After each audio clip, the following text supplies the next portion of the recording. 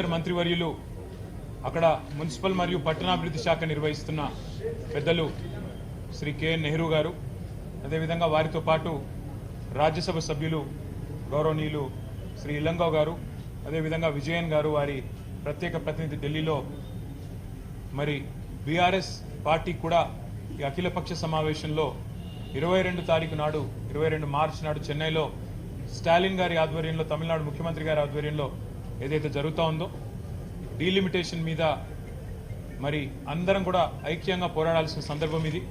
ఎందుకంటే మరి తెలంగాణనే కాదు, తమిళనాడు మాత్రమే కాదు, కేరళ, కర్ణాటక, అదేవిధంగా దక్షిణాదిలోని ఆంధ్రప్రదేశ్ అన్ని రాష్ట్రాలకు సంబంధించిన ప్రాతినిధ్యం తగ్గే అవకాశం ఉందనే వార్తలు వస్తున్న నేపథ్యంలో సమిష్టిగా పోరాడినట్టయితే తప్పకుండా దక్షిణాది రాష్ట్రాలకు న్యాయం జరుగుతుంది అనే వారి వాదన వారు వినిపిస్తూ ఉన్నారు.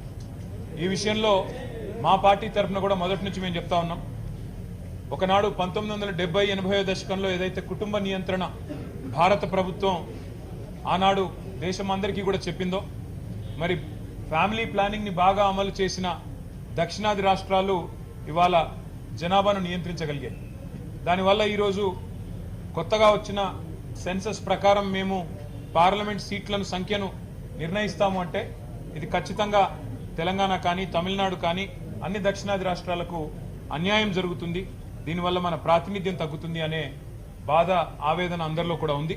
అందుకే ఈ విషయంలో మా పార్టీ కూడా తప్పకుండా అఖిలపక్ష సమావేశంలో మరి పెద్దలు కేసీఆర్ గారు ఇప్పటికే నెహ్రూ గారు వస్తున్నారు అని చెప్పంగానే తప్పకుండా మన పార్టీ కూడా పాల్గొనాలి, మనం పాల్గొని మన వాదన కూడా వినిపించాలి, తెలంగాణ తరఫున కూడా గట్టిగా మన వాయిస్ కూడా వినిపించాలని చెప్పి ఆదేశించారు. మరి మా పార్టీ తరఫున ఎవరు వెళ్ళాలి అనేది తొందరలో నిర్ణయించి మరి 22 తారీఖు నాడు జరిగే సమావేశంలో పాల్గొంటాం. We will be participating in the meeting on the 22nd of March in Chennai, which will be held under the leadership of Chief Minister Tamil Nadu, Mr. Stalin. Our party also feels that the south of India, which has done exceedingly well in family planning control, cannot be penalized, cannot be punished for implementing Government of India's recommendations in 1970s and 80s. So therefore we have discussed all kinds of possible solutions and how we can collectively exert pressure on union government, and we will certainly participate in the meeting on 22nd and we'll certainly elaborate more on that day.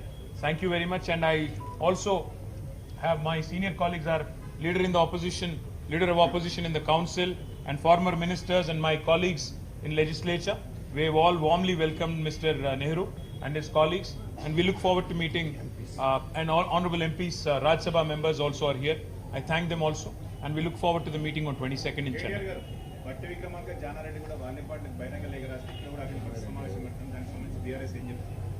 బట్టి విక్రమార్క గారు రాస్తారా, రాయబోతున్నారా?